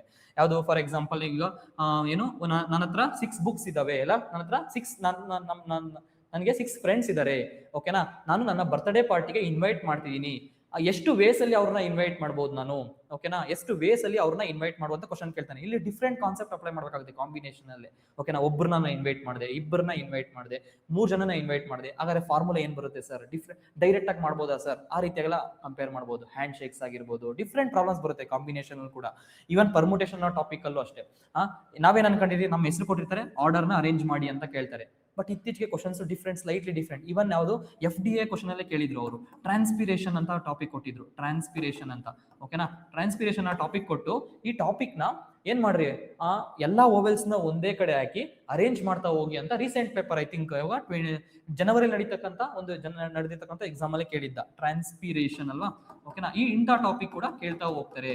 ಅಂದ್ರೆ ಏನ್, ಎಲ್ಲಾ ಓವೆಲ್ಸ್ ನ ಒಂದ್ ಕಡೆ ಹಾಕಿ, ಆ ಓವೆಲ್ಸ್ ನ ಮತ್ತೆ ಎಲ್ಲಾ ಕಾನ್ಸನೆಂಟ್ಸ್ ನ ಒಂದ್ ಕಡೆ ಹಾಕಿ ಎಷ್ಟು ವೇಸ್ ಅಲ್ಲಿ ಅರೇಂಜ್ ಮಾಡಬಹುದು. ಇಲ್ಲಿ ತುಂಬಾ ವರ್ಡ್ಸ್ ರಿಪೀಟ್ ಆಗಿರ್ತವೆ, ಏನೋ ರಿಪೀಟ್ ಆಗಿದೆ, ಆತರ ಡಿಫ್ರೆಂಟ್ ವರ್ಡ್ಸ್ ಕೇಳ್ತಾ ಹೋಗ್ತಾರೆ. ಇದು ಕೋಆಪರೇಷನ್ ಅಂತ ಡಿಫ್ರೆಂಟ್, ಒಂದು ಸ್ಲೈಟ್ಲಿ ಡಿಫ್ರೆಂಟ್ ವರ್ಡ್ ತಗೊಂತಾರೆ. ಅಲ್ಲಿ ತುಂಬಾ ಏನೋ ಸೇಮ್ ವರ್ಡ್ಸ್ ಇರ್ತವೆ. ಆ ವರ್ಡ್ಸ್ ನ ಎಷ್ಟು ವೇಸ್ ಅಲ್ಲಿ ಅರೇಂಜ್ ಮಾಡಬಹುದು ಅಂತ ಪರ್ಮುಟೇಷನ್ ಕಾಂಬಿನೇಷನ್ ಅಲ್ಲಿ ಆತರ ಕೇಳ್ತಾ ಹೋಗ್ತಾರೆ. ಇನ್ನ ಡಿಫ್ರೆಂಟ್ ಟಾಪಿಕ್ಸ್ ನೋಡೋಣ, ನಾವು ಅಬ್ಸರ್ವ್ ಮಾಡ್ತಾ ಹೋಗೋಣ. ಕಲ್ತಷ್ಟು ಇದೆ ಈ ಟಾಪಿಕ್. ಅಪ್ ಟು ಒಂದು KS ಲೆವೆಲ್ ವರ್ಕ್ ಹೋಗಿ ಎಷ್ಟು ಯಾವ ಮಟ್ಟ ಅವ್ರು ಕೇಳ್ತಾರೆ ಅಂದ್ಬಿಟ್ಟು ಆ ಲೆವೆಲ್ ವರ್ಗು ನಾವು ಪ್ರಿಪೇರ್ ಆಗ್ತಾ ಹೋಗೋಣ. ಯಾವ್ದನ್ನ NPR ಮತ್ತು NCR ಪರ್ಮುಟೇಷನ್ ಕಾಂಬಿನೇಷನ್. ಇನ್ನ ಪ್ರೊಬಾಬಿಲಿಟಿ ಅಂತ ಟಾಪಿಕ್ ಬರುತ್ತೆ. ಏನ್ ಸರ್ ಪ್ರೊಬಾಬಿಲಿಟಿ ಅಂದ್ರೆ, ಫಾರ್ ಎಕ್ಸಾಂಪಲ್ ನೀವು ಇದು ಏನಾದ್ರು 24 ಪೇಪರ್ ತೆಗೆದ್ರಿ, ಯಾವ್ದು ಪ್ರೊಬಾಬಿಲಿಟಿ ಅನ್ನೋ ಕಾನ್ಸೆಪ್ಟ್ ಅಲ್ಲಿ ಕೇಳಿದ್ರು. ಏನ್ ಸರ್, ಒಂದು ಮರ ಅನ್ನೋದಿತ್ತು, ಆ ಮರ ಏನಾಯ್ತು, ಗಾಳಿ ಬಂದು ಬಿದೋಯ್ತು. ಗಾಳಿ ಬಂದು ಬಿದೋದಾಗ 3 ಪಾರ್ಟ್ಸ್ ಆಯ್ತು ಒಂದು ಮರ ಅನ್ನೋದು, ಇಲ್ಲ ಒಂದು ವುಡ್ ಅನ್ನೋದು, ಏನೋ ಒಂದು ವುಡ್ ಅನ್ನೋದು 3 ಪಾರ್ಟ್ಸ್ ಆಯ್ತು. What is the probability that formation of triangle, ಅಂದ್ರೆ ಅದು ಟ್ರಯಾಂಗಲ್ ಆಗೋದಕ್ಕೆ ಏನ್ ಪ್ರಾಬಬಿಲಿಟಿ ಇದೆ, ಎಷ್ಟು ಪ್ರಾಬಬಿಲಿಟಿ ಇದೆ ಹೇಳಿ ಅಂತ ಹೇಳಿ ಕ್ವಶನ್ ಕೇಳಿದ್ರು ಅವರು. ಒಂದು ಇದು ವುಡ್ ಇರೋದು ಬಿದ್ದಂತ ಸಂದರ್ಭದಲ್ಲಿ, 3 ಪೀಸ್ ಆದಂತ ಸಂದರ್ಭದಲ್ಲಿ ನಮ್ಗೆ ಏನ್ ಗೊತ್ತಿರ್ಬೇಕು ಅಂದ್ರೆ, ಇಲ್ಲಿ ಬೇಸಿಕ್ ಆಫ್ ಟ್ರಯಾಂಗಲ್ಸ್ ಅನ್ನೋದು ಗೊತ್ತಿರಬೇಕು. ಬೇಸಿಕ್ ಟ್ರಯಾಂಗಲ್ಸ್ ಅಂದ್ರೆ ಟ್ರಯಾಂಗಲ್ಸ್ಗೆ ಬೇಸಿಕ್ ರೂಲ್ಸ್ ಏನಿದೆ ಅಂತ ಗೊತ್ತಿರಬೇಕು. ಅದಾದ್ಮೇಲೆ ಪ್ರೊಬಾಬಿಲಿಟಿಗೆ ಪ್ರಾಬಿಲಿಟಿನ ಯಾವ ರೀತಿಯಾಗಿ ಅಪ್ಲೈ ಮಾಡಬೇಕು ಅಂತ ಗೊತ್ತಿರಬೇಕು. ಅಂದ್ರೆ total number of outcomes by ನಾವು ಪಾಸಿಬಲ್ ಔಟ್ಕಮ್ಸ್ ಅಂತ ಬರುತ್ತೆ ಪ್ರಾಬಬಿಲಿಟಿ ಫಾರ್ಮುಲಾ. ಓಕೆನಾ, ಎಷ್ಟು ಔಟ್ಕಮ್ಸ್ ಇದಾವೋ ಬೈ ಪಾಸಿಬಲ್ ಔಟ್ಕಮ್ಸ್ ಅಂತ ಬರುತ್ತೆ. ಈ ರೀತಿಯಾದಂತಹ ಪ್ರಾಬ್ಲಮ್ಸ್ ಎಲ್ಲ ಎಲ್ಲಿ ನೋಡ್ತೀವಿ ನಾವು, ಪ್ರೊಬಾಬಿಲಿಟಿ ಅನ್ನೋ ಟಾಪಿಕ್. Very important topic. ನೀವೇನಾದ್ರೂ ಫಸ್ಟ್ ನಡೀತಲ್ವ ಆಗಸ್ಟ್ ಪೇಪರ್ ತೆಗಿತಾ ಹೋದ್ರೆ, ಯಾವುದು ಆಗಸ್ಟ್ ಅಲ್ಲಿ ನಡೀತಲ್ವ ಎಕ್ಸಾಮ್, ಆಗಸ್ಟ್ 2024 ಅಲ್ಲಿ ತೆಗೆದ್ರೆ ನೀವು ಆಲ್ಮೋಸ್ಟ್ ಎಷ್ಟು ಕ್ವಶನ್ಸ್ ಬಂದಿದಾವೆ ಗೊತ್ತಾ ಪ್ರೊಬಬಿಲಿಟಿಲಿ, 4 ಕ್ವಶನ್ಸ್ ಬಂದಿದಾವೆ. ಬೇಕಾದ್ರೆ ಅಬ್ಸರ್ವ್ ಮಾಡಿ. 2024 ಪೇಪರ್ ತೆಗೆದ್ರೆ 4 ಕ್ವಶನ್ಸ್ ಬಂದಿದಾವೆ. ಇವನ್ ಯಾವುದು ಸೆಕೆಂಡ್ ಟೈಮ್ ನಡೀತಲ್ಲ ಡಿಸೆಂಬರ್ ಅಲ್ಲಿ, ಅಲ್ಲಿ ನೋಡಿದ್ರೆ ನೀವು ಆ ಪ್ರೊಬಬಿಲಿಟಿ ಟಾಪಿಕ್ ಅಲ್ಲಿ ಆಲ್ಮೋಸ್ಟ್ 1 ಕ್ವಶನ್ ಬಂದಿದೆ. ಹಾಗಾದ್ರೆ ನೀವೇನಾದ್ರು ಈ ವರ್ಷ UPSC ಪೇಪರ್ ನೋಡಿದ್ರೆ 1 ಕ್ವಶನ್ ಬಂದಿದೆ. ಪ್ರತಿ ವರ್ಷ 1 ಕ್ವಶನ್ ಬರ್ತಿದೆ UPSC ಅಲ್ಲಿ ಕೂಡ. ಸ್ವಲ್ಪ ಡಿಫಿಕಲ್ಟ್ ಮಾಡೆಲ್ ಕೇಳ್ತಿದ್ದಾರೆ UPSC ಅಲ್ಲಿ ಕೂಡ. ನಾವು ಆ ಮಾಡೆಲ್ಗೆ ಪ್ರಿಪೇರ್ ಆದ್ರೆ ಅವ್ರು ನಾಳೆ ಕೇಳಲಿ, ಯಾವ್ದಾನ ಕೇಳಲಿ KS ಅಲ್ಲಿ ಆ ಮಾಡೆಲ್ ಬಂತ ಡೈರೆಕ್ಟ್ ಆಗಿ ಆನ್ಸರ್ ಮಾಡ್ಬರ್ಬೋದು. ಇದು ನನ್ನ ಒಪಿನಿಯನ್. ಇವೆಲ್ಲ ಕೊಡ್ತಕ್ಕಂಥ ಕಾನ್ಸೆಪ್ಟ್ಸ್ ಯಾವುದು ಪ್ರೊಬಬಿಲಿಟಿ ಆಗಿರ್ಬೋದು, ನಮ್ಗೆ ಮತ್ತೆ ಪ್ರಿಪೇರ್ ಆಗಿಲ್ದವರು ಇರ್ತಾರಲ್ಲ ಕಾಂಪಿಟೇಟರ್, ಅವ್ರಿಗೆಲ್ಲರಿಗೂ ಕೊಡ್ತಕ್ಕಂಥ ಮಾರ್ಕ್ಸ್ ಯಾವು, ಪ್ರೊಬಬಿಲಿಟಿ, ಪರ್ಮುಟೇಷನ್ ಕಾಂಬಿನೇಷನ್, ಮತ್ತೆ ಆ ಟೈಮ್ ವರ್ಕ್ ಅಂತವೆಲ್ಲ, ಪರ್ಸೆಂಟೇಜಸ್, ಇದು ಕಾಂಪೌಂಡ್ ಇಂಟ್ರೆಸ್ಟ್, ಇವೆಲ್ಲ ಆಪ್ಟಿಟ್ಯೂಡ್ ಅಲ್ಲಿ ಏನೇನು ಓದ್ತಿರೋ ಅವೆಲ್ಲ ಕೂಡ ಕೊಡುತ್ತೆ ನಿಮಗೆ ಮಾರ್ಕ್ಸ್ ಅಂತ. ನೀವು 1 ಮಾರ್ಕ್ಸ್ ತೆಗೆದ್ರೆ ಕೂಡ ಎಷ್ಟೋ ಜನ ಕಾಂಪಿಟೇಟರ್ಸ್ ನ ಆಚೆ ಆಗ್ತಿದ್ದೀರಾ ಅಂತ, ಅವ್ರಿಗಿಂತ ಮೇಲೆ ಬರ್ತಿದ್ದೀರಾ ಅಂತ ಮೀನಿಂಗ್ ಅಷ್ಟೇ ನೀವು. ಓಕೆನಾ, ಡೇಟಾ ಇಂಟರ್ಪ್ರಿಟೇಷನ್ ಬಾರಿ ಇಂಪಾರ್ಟೆಂಟ್ ಟಾಪಿಕ್. ಇದ್ರ ಮೇಲೆ ಆಲ್ಮೋಸ್ಟ್ UPSC ಅಲ್ಲಿ 4 to 5 ಕ್ವಶನ್ಸ್ ಬರ್ತವೆ. ಓಕೆನಾ, ಸಬ್ ಕ್ವಶನ್ಸ್ ಕೇಳ್ತಿದ್ದಾರೆ. ಈವನ್ ಇದನ್ನ ಕರೆಕ್ಟ್ ಆಗಿ ನಾವು ಓದಿದ್ರೆ ಇವನ್ ಮೇನ್ಸ್ ಅಲ್ಲಿ KS ಎಕ್ಸಾಮ್ ಮೇನ್ಸ್ ಅಲ್ಲಿ ಪೇಪರ್ 1 ಅಲ್ಲಿ ಕೂಡ ಬರುತ್ತೆ. ಯಾವುದು ಡೇಟಾ ಇಂಟರ್ಪ್ರಿಟೇಷನ್ ಅನ್ನೋ ಟಾಪಿಕ್. ಅಲ್ಲಿ ಕೂಡ ನಾವು ಅರ್ಥ ಮಾಡ್ಕೋಬಹುದು. 2 ಕ್ವಶನ್ಸ್ ಕೇಳ್ತಾರೆ ಅವರು ಡೇಟಾ ಇಂಟರ್ಪ್ರಿಟೇಷನ್ ಟಾಪಿಕ್. ಆ ಕ್ವಶನ್ ಕೂಡ ಅಲ್ಲಿ ಬಿಡಿಸ್ತಾ ಹೋಗ್ಬೋದು. 15 ಮಾರ್ಕ್ಸ್ ಕೇಳ್ತಾರೆ ಅಲ್ಲಿ. 25 to 30 ಮಾರ್ಕ್ಸ್ ಬರುತ್ತೆ ಎಲ್ಲಿ ಪೇಪರ್ 1 ಅಲ್ಲಿ ಕೂಡ, ಎಲ್ಲಿ ಮೇನ್ಸ್ ಅಲ್ಲಿ. ಇದ್ರಲ್ಲಿ ಕೂಡ ಪ್ರಿಲಿಮ್ಸ್ ಅಲ್ಲೂ ಕೂಡ ಪೈ ಚಾರ್ಟ್ ಕೊಡ್ತಾರೆ. ಒಂದಷ್ಟು ಪೈ ಚಾರ್ಟ್ ಕೊಟ್ಟು ಆ ಪೈ ಚಾರ್ಟ್ ಅಲ್ಲಿ ಡಿಫ್ರೆಂಟ್ ಅಬ್ಸರ್ವೇಷನ್ ಕೊಡ್ತಾರೆ. ಕೇಳಿದ್ದಾರೆ ಕ್ವಶನ್ ತೆಗೆದು ನೋಡಿ, 2024 ಆಗಸ್ಟ್ ಅಲ್ಲಿ ಕೇಳಿದ್ದಾರೆ. ಒಂದೆರಡು ಪೈ ಚಾರ್ಟ್ ಕೊಟ್ಟಿದ್ದಾರೆ. ಆ ಪೈ ಚಾರ್ಟ್ ಅಲ್ಲಿ ಡಿಫ್ರೆಂಟ್ ಅಬ್ಸರ್ವೇಷನ್ ಕೊಟ್ಟು ಒಂದರಿಂದ ಇನ್ನೊಂದು ಅಬ್ಸರ್ವೇಷನ್ ಕಂಪೇರ್ ಮಾಡಿ ಆನ್ಸರ್ ಹೇಳಿ, ಅಲ್ಲಿ ಇರ್ತಕ್ಕಂಥ ಡೇಟಾನ ಯೂಸ್ ಮಾಡಿ ಆನ್ಸರ್ ಹೇಳಿ, ಈ ರೀತಿಯಾದಂತಹ ಕ್ವಶನ್ಸ್ ಕೇಳ್ತಾರೆ. ಅದೊಂದೇ ಕ್ವಶನ್ ಅಲ್ಲ, ಇವನ್ ಬಾರ್ ಗ್ರಾಫ್ಸ್ ಕೊಟ್ಟಿರ್ತಾರೆ. ಬಾರ್ ಗ್ರಾಫ್ ಗೊತ್ತಲ್ವಾ, ಬಾರ್ ಗ್ರಾಫ್ ಅಂತ. ಈ ಬಾರ್ ಗ್ರಾಫ್ ಮೇಲೆ 2 ಗ್ರಾಫ್ 3 ಗ್ರಾಫ್ ಕೊಟ್ಟಿರ್ತಾರೆ. ಕಂಪೇರ್ ಮಾಡಿ ಆನ್ಸರ್ ಮಾಡಿ 3 to 4 ಕ್ವಶನ್ಸ್ ಕವರ್ ಆಗ್ತಾ ಹೋಗುತ್ತೆ ನೀವೇನಾದ್ರೂ ಕರೆಕ್ಟ್ ಆಗಿ ಡೇಟಾ ಇಂಟರ್ಪ್ರಿಟೇಷನ್ ಮಾಡಿದ್ರೆ. ಆ ರೀತಿಯಾದಂತಹ ಕ್ವಶನ್ಸ್, ಇಂಥ ಕ್ವಶನ್ಸ್ ನಾವು KS ಅಲ್ಲಿ ನೋಡಬಹುದು. ಇವನ್ FD SD ಅಲ್ಲಿ ತುಂಬಾ ಕ್ವಶನ್ಸ್ ನೋಡೋದಕ್ಕಾಗೋದಿಲ್ಲ. UPSC ಅಲ್ಲಿ ಕೂಡ KS ಅಲ್ಲಿ ಅಂತ ಕ್ವಶನ್ ನೋಡಬಹುದು. 3 questions at A time right ಆಗುತ್ತೆ, 3 ಕ್ವಶನ್ಸ್ ರೈಟ್ ಆಗುತ್ತೆ, ಇಲ್ಲ 3 ಕ್ವಶನ್ಸ್ ರಾಂಗ್ ಆಗುತ್ತೆ. ಅದೊಂದೇ ಅಲ್ಲ, ಇವನ್ ಅದು ಪಜಲ್ಸ್ ಅನ್ನೋ ಟಾಪಿಕ್ ಬರುತ್ತಾ, ಅಲ್ಲೂ ಅಷ್ಟೇ. ಪಜಲ್ ಅಂದ್ರೆ ನೀವು ಅಬ್ಸರ್ವ್ ಮಾಡಬಹುದು, ತೆನಾಲಿ ರಾಮ ಅಂತ ಒಂದು ಕ್ವಶನ್ ಬಂದಿದೆ ಎಲ್ಲಿ 2024 KS ಅಲ್ಲಿ. ಅತನ ಅವ್ರು ಏನಾದ್ರು ಯಾರೋ ಒಬ್ಬ ವೆಲ್ತಿ ಮರ್ಚೆಂಟ್ ಹೋಗಿ ತೆನಾಲಿ ರಾಮಾಗ ಹೇಳ್ತಾರೆ, ನನ್ನ ಇರ್ತಕ್ಕಂಥ ಆಸ್ತಿನ ಡಿವೈಡ್ ಮಾಡ್ಕೊಡಿ ನನ್ನ ಮಕ್ಕಳಿಗೆ ಅಂತ ಕೊಡ್ತಾರೆ. ಆತರ ಕ್ವಶನ್ಸ್ ಕೇಳಿದ್ದಾರೆ. ಅಂದ್ರೆ ಅಲ್ಲಿ ಏನಂದ್ರೆ ಒಂದು ಲಾಜಿಕ್ ಯೂಸ್ ಮಾಡಿ ಆ ಪಜಲ್ ನ ಕರೆಕ್ಟ್ ಆಗಿ ಇದು ಮಾಡ್ತಾ ಹೋಗ್ಬೇಕಾಗುತ್ತೆ. ಒಂದು ಆ ತರ ಕ್ವಶನ್ಸ್ ಬರ್ತಿದಾವೆ. 3 ಕ್ವಶನ್ಸ್ 2 ಕ್ವಶನ್ಸ್ ರೈಟ್ ಆಗ್ತಾ ಹೋಗುತ್ತೆ. ನೀವೇನಾದ್ರೂ ಆ ಕ್ವಶನ್ ನ ಕರೆಕ್ಟ್ ಆಗಿ ಅರ್ಥ ಮಾಡ್ಕೊಂಡು ಒಂದು ರೀಡಿಂಗ್ ಕಾಂಪ್ರಿಹೆನ್ಷನ್ ಒಂದು ಕರೆಕ್ಟ್ ಆಗಿ ಓದಿ ನೀವು ಆ ಕ್ವಶನ್ ನ ಬಿಡಿಸ್ತಾ ಹೋದ್ರೆ ಒಂದು 2 ಕ್ವಶನ್ಸ್ ಸಬ್ ಕ್ವಶನ್ಸ್ ಇರ್ತಾವಲ್ಲ, ಅವಷ್ಟು ರೇಟ್ ಆಗ್ತವೆ. 4 to 6 ಮಾರ್ಕ್ಸ್ ನಿಮ್ ರೇಟ್ ಆಗ್ತಾ ಹೋಗುತ್ತೆ.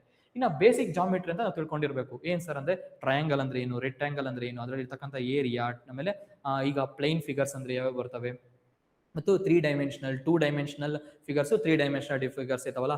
ಇತ್ತೀಚೆಗೆ ಮೊನ್ನೆ ಯಾವುದೋ ರೀಸೆಂಟ್ ಎಕ್ಸಾಮ್ ಅಲ್ಲೂ ಕೇಳಿದ್ರು ಅವರು, ಏನು ವಾಲ್ಯೂಮ್ ಬಗ್ಗೆ ಕೇಳ್ತಾರೆ. 3 ಡೈಮೆನ್ಷನಲ್ ಫಿಗರ್ಸ್ ಬಗ್ಗೆ ಒತ್ತು ಕೊಡ್ತಾರೆ. ಸಿಲಿಂಡರ್, ಕೋನ್ಸ್, ಅದ್ರ ಬಗ್ಗೆ ಏನು ವಾಲ್ಯೂಮ್ ಏನಿದೆ, ಅದ್ರ ಸರ್ಫೇಸ್ ಏರಿಯಾ ಏನಿದೆ, ಆ ರೀತಿಯಾದಂಥ ಕ್ವಶನ್ಸ್. ಅದರಲ್ಲಿ ಒಂದಷ್ಟು ಫಾರ್ಮುಲಾಸ್ ನ ನೋಡ್ಕೋಬೇಕಾಗುತ್ತೆ. ಪ್ರತಿ ಒಂದಕ್ಕೂ ಈ ಪಾಲಿಗನ್ ಅಂದ್ರೆ ಏನು, ಎಕ್ಸ್ಟೀರಿಯರ್ ಆಂಗಲ್, ಇಂಟೀರಿಯರ್ ಆಂಗಲ್, ಆ ರೀತಿಯಾದಂಥ ಕ್ವಶನ್. ಟ್ರಯಾಂಗಲ್ ಡಿಫ್ರೆಂಟ್ ಅಪ್ರೋಚ್ ನ ಇಲ್ಲಿ ಅಬ್ಸರ್ವ್ ಮಾಡ್ತಾ ಹೋಗ್ಬೇಕಾಗುತ್ತೆ. ನಾನು ಆಗ್ಲೇ ಹೇಳಿದ್ನಲ್ಲ ಟ್ರಯಾಂಗಲ್ ಅನ್ನೋ ಬೇಸ್ ಮೇಲೆ ಕೇಳಿದ್ದ ಅಂತ.